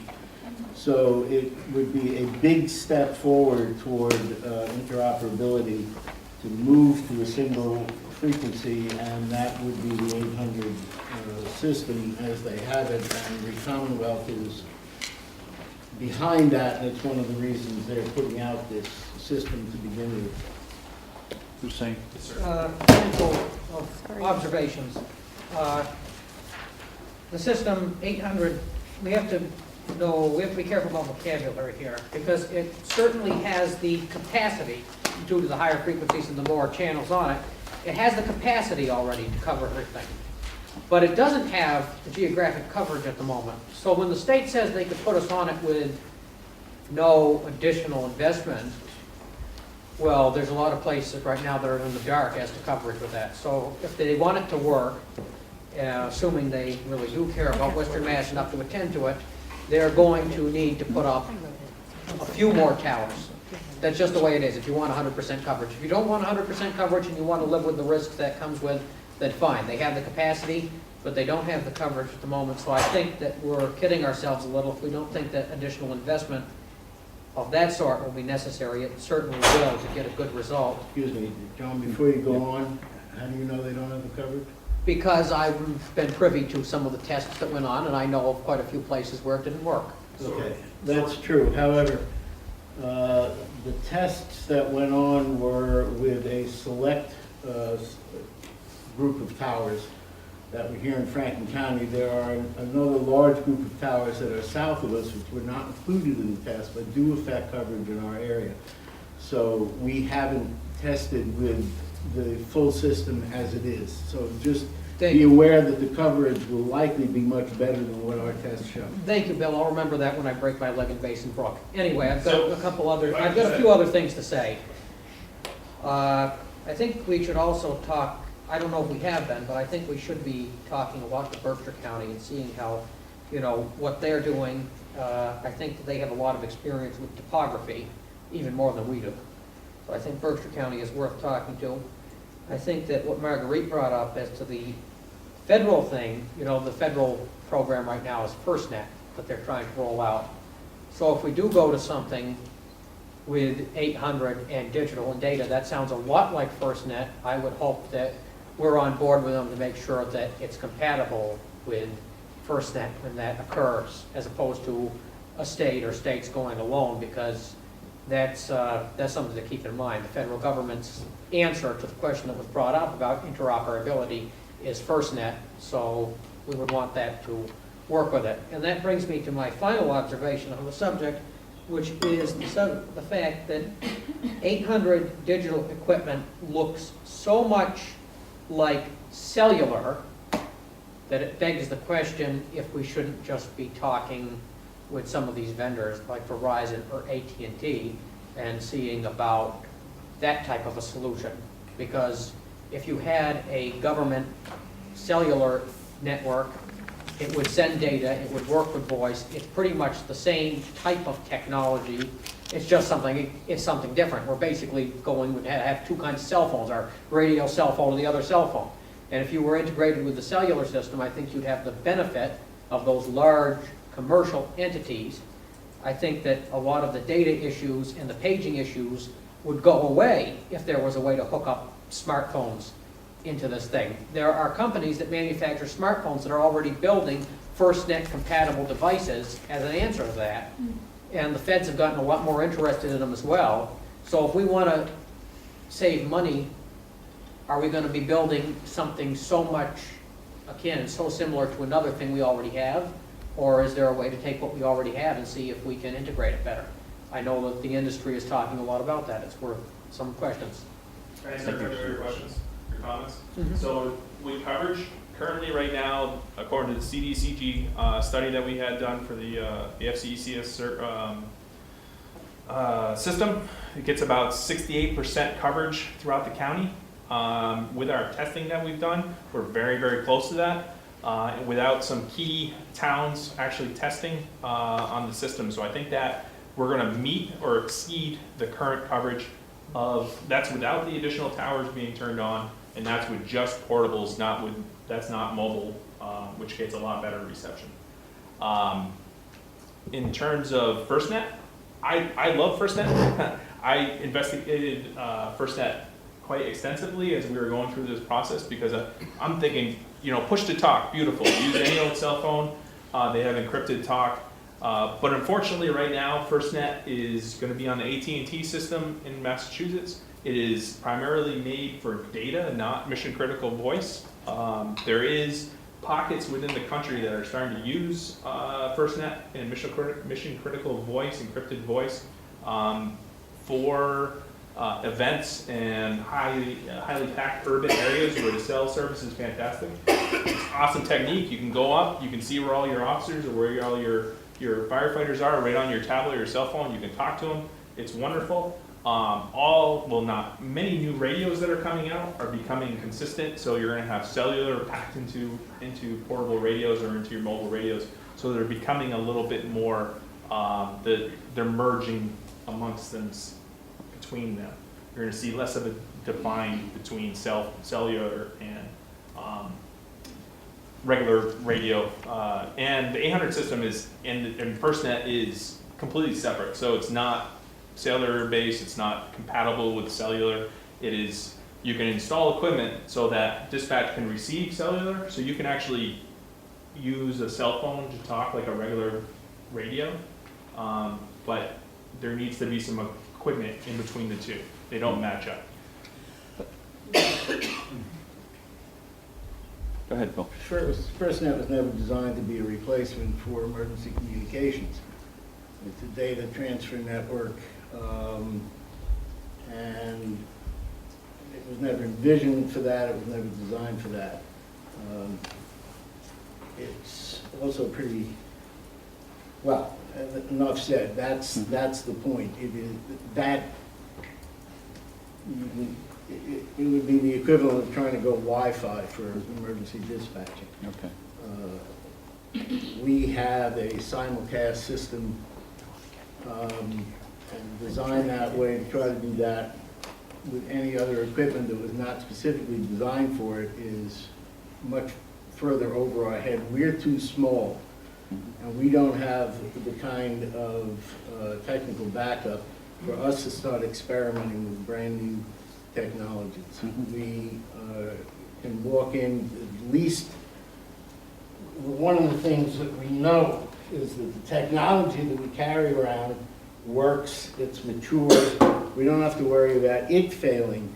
With some of these new devices, their first generation, it'll be years before they're fully checked out. So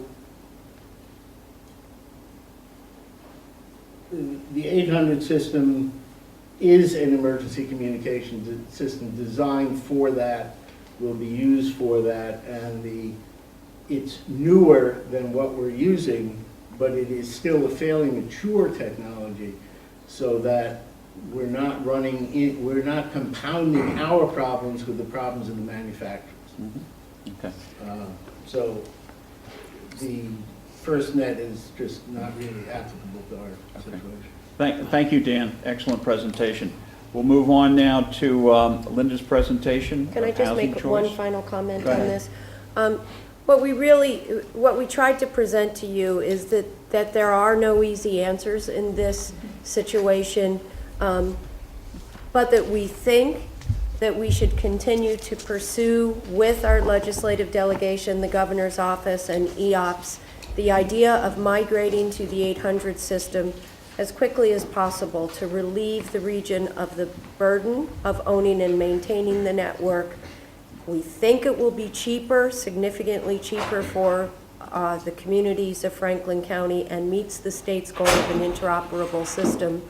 And we just wanted to make sure we had the consensus of this group that you agree that we know it's not perfect, but is it, should we continue down this path? Politically, is the primary motive is the primary effort right now. Do we have? Are you looking for a vote? It could be a vote, or it could just be some nods of the head or shakes of the head. So if you wanted, I don't think we have enough information yet to vote. I'm against still it. gathering, we're still talking to the state, we don't have hard figures, we don't have That's why I hard was thinking more timeframes. consensus. So it's still up in the air, but the path that we're taking is guided as much by what support we can get. And all the support is behind the 800, and what kind of hindrance we would run into if we try to build our own system. Okay. Thanks, Bill. Just one question, Dan. What caught my eye quickly was the request from Franklin County for 122 million. No. No. State. The state received 120. Did we request anything from the state? No. We asked to be prioritized in the In the migration. 122? Yes. Yeah, okay. Yeah. Do people want to talk about the Housing Choice Initiative for 5 minutes so you know what it is? Or are you tired and cranky? Or both? Both. Okay. Let me very quickly tell you about the Housing Choice Initiative. It was announced by the governor a few weeks ago. It's a housing production incentive program. And it wants Massachusetts municipalities to be involved in the production of new housing. New housing, period. Not affordable housing, not elderly housing or senior housing, just more housing. And so here's what the incentive is. The incentive is if communities can prove that they are producing housing at thresholds that I will tell you in just a minute, then those designated communities will have exclusive admission into a Housing Choice Capital Grant Program and priority access to most discretionary grants in Massachusetts, including MassWorks, Park, Complete Streets, and others. The thresholds are that over a 5-year period based on building permit data, a community has to have built 5% of its, an increase of 5% of its housing or 500 units, or 3% of its housing stock over this 5-year period, plus the adoption of best practices related to housing. And you have the best practices in the handout there. So that's a very quick summary of the program. When we heard about this program, we were a little concerned because we are not fond of programs that seem to not be good for rural areas. So we did a data analysis just very quickly on how many communities, how many rural communities can meet the thresholds of a 5% housing production or 3% housing production. And here's a statewide look. Looking at 2012 through 2016, the requirements of this program will actually be 2013 through 2017, but we didn't have that data. Maybe something miraculous happened in 2017, but I don't think so. And you'll see the dark orange towns are the towns that could get designation. They can show that they've had 5% housing production growth. The light orange towns are those that have had 3% growth, and so they could also apply with the addition of agreeing to some best practices related to housing. And the gray communities are the communities in Massachusetts that are blocked out of this program, that they have not had enough production over the last years to count for the program, which means that all of the gray towns wouldn't have priority access to MassWorks, Complete Streets, Park, wouldn't have exclusive access to a new capital program. So then you start to wonder, what are the characteristics of these communities? And the first thing we looked at, and I think I have it, you have it? The first thing we looked at is population. The Housing Choice Initiative program has said that those communities under 7,000 population there will be a new small town program that will be funded with $1 million to be split among the small towns that cannot meet these housing production goals.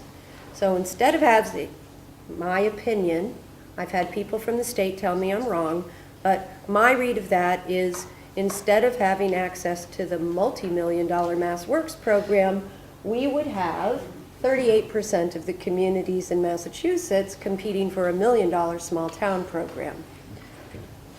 So then we also wanted to look at, does it make sense to require housing production in communities that have slower population growth or even stagnant or declining population growth? You can't force a community that doesn't have population growth to produce housing. So then we looked at population growth. Thanks, Bob. So now you see that the white lines, most of Franklin and Berkshire County, are the communities in Massachusetts that have had stagnant or declining population. The yellow diamonds are communities that have had less than 2% growth. Average growth in Massachusetts in this time period has been 4%.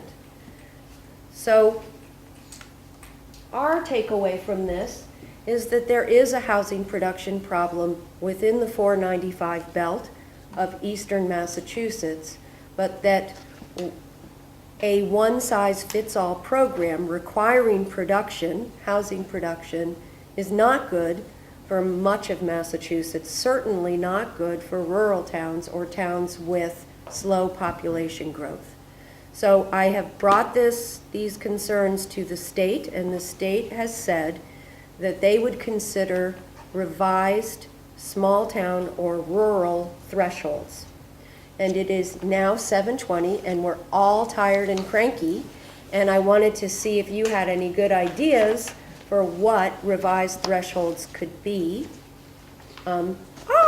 Wow, you aren't tired and cranky. No, well, I may be cranky. That's usual. Well, somebody has to be. That map should tell the governor that the private marketplace is dictating where growth is occurring. This is foolishness. We're declining. We have housing stock that should be two-family houses. We should be taking care of our elderly houses with those Victorians turned into mother-in-law apartments. No, we don't. It would be nice, but we don't need it. We can't fill up what we have now. I do have the Pollyanna hope that the creators of this program never did this analysis, and that if we show them the maps, they will say, "Oh, this program is flawed." That's my Pollyanna hope. Who's with me? No one's tired and cranky. Come on. Greg? Yeah, no, I mean, this kind of thing always annoys me, because, I mean, one, you're getting chapter 70, and they're basically, if you're declining enrollments because of declining population, you're getting hit on that side. Then you get this, where you're getting mixed messages from the state. For the last 15, 20 years in rural towns, they're like, yeah, you know, put your stuff into APR, put your stuff into chapter, okay. Well, now it's, you know, Gill is over 50% in chapter, or we can't develop any of it because it's in APR. We've got a big prep school, and that's tax exempt. And now they're like, well, come on, now let's grow. I mean, where are we going to grow? You know, it'd be nice if we could actually be able to grow, but you know, some of this happened over the last 15 to 20 years, and there's no way to really, we can't tell people to pull their stuff out of the chapter. We can't, you know. Michael? Is there a description of what the best practice is? Yeah, yep, the best practices, look for your handout that has 2 arrows, and on the back page of that are the best practices. And the requirement would be that towns that have 3% production, oddly enough, according to the building permit data, Wendell is one of those. If Wendell went and adopted 4 of the following 9 best practices that you see here, you could get housing choice designation. I did have a conversation with Steve Kulik about this, and we both agreed that not only is it going to be hard for our towns to meet the thresholds, it's going to be hard for our towns to meet these best practices. Okay. Becky? The map parallels the lack of internet. I mean, this is just like the MBI maps. Yeah, you're right. That's a good. Yeah. Mayor Martin? A couple observations. many of the communities, obviously in the western part of the state, are older, we have the older houses. So we should get credit for rehabbing abandoned property, other types of property, so that if they're dead units and now they're live, then it should be created, considered as a created unit. Absolutely. Another thought I have is that, since you guys are into this analysis, if you would do voter per square mile and see how it comes out. We did look at EQV, but we can do voter per square mile too. You say? So I agree completely with the internet comment, but I also have a comment on the APR issue, and I don't really think it's got a chance of going through the legislature, but I think that the APR and the other conservation restrictions, they don't need to be gotten rid of because they accomplish something good. But they need to be restructured. They just need to be restructured because there's 2 things I'll point out that I think are problems. One, it's being used in some cases to protect land that, due to building codes and all kinds of other factors, is not feasible to build on anyway. So it's protecting stuff and getting a tax break on stuff that doesn't need protecting. I've seen this in Holly a lot. The other thing is the town is taking the tax hit of 75% in a lot of cases. If we want to have the APR and the state wants to create the mechanism for allowing it, then somehow the town should get made whole for the revenue it's losing through this program that substantially benefits the more urban populations on the eastern side of the state because they get to come out here, they get the benefit of having these rural areas, whereas they don't down there. So they're getting a benefit from this. I think that some of their taxes should be paying for that benefit which they have legislated upon us. Okay. Okay, thank you, Linda. Steve, go ahead. Thank you very much, John. I was just curious, do we have a sense of just how dramatic the priority scoring will be for the Commonwealth Grant Program? Because I think that that's something else we can advocate for, is actually making that not to the point. So I'll just say this, if I don't believe I can adequately complete streets anymore, I'll stop investing energy in pursuing it and its goals. I'd also be, less interested in taking the DLTA plunge in pursuing adoption of housing choice designation. So, they're disincentivizing certain behaviors that they want. And so anything we can do to minimize priority points that are granted would be very helpful and maybe possible if they haven't announced them yet.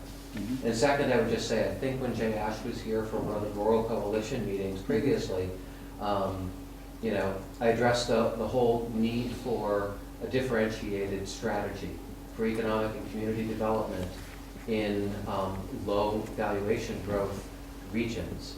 And and they suggested that was not their business or their approach.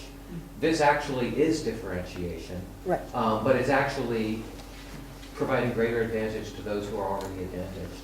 So this seems to really fly in the face of all reason. Thank you, Steve. All right, any business not reasonably anticipated 48 hours in advance? No? Okay. Take a motion to adjourn. Take a motion to adjourn. All right. We have all right. Thank you all for being here.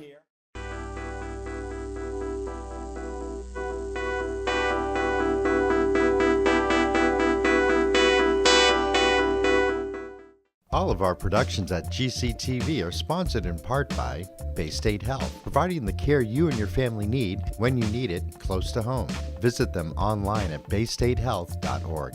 Greenfield Savings Bank. Visit them at 400 Main Street in Greenfield. Call them at 774-3191 or go online to greenfieldsavings.com. Greenfield Community College, providing access and excellence in higher education in the Pioneer Valley. Visit them at gcc.mass.edu. The Hammond Family. The Hammond family are longtime supporters of Greenfield Community Television. New Fortune Chinese Restaurant on the Mohawk Trail in Greenfield. Visit them online at newfortunema.com. Call them at 772-0838 and check them out on Facebook. Real Cleaning Services, cleaning Hampshire and Franklin County since 1972. We don't cut corners, we clean them. Check them out online at realclean.com. Call them at 413-422-1143. People's United Bank, located at 45 Federal Street in Greenfield. You can call them at 774-3713 or visit them online at peoples.com. The Solar Store of Greenfield, replacing fossil fuels and nuclear power one home at a time. Visit them at 23 Fisk Ave. Call them at 413-772-3122 or visit them online at solarstoreofgreenfield.com. Thank you to our sponsors for supporting all of GCTV's productions.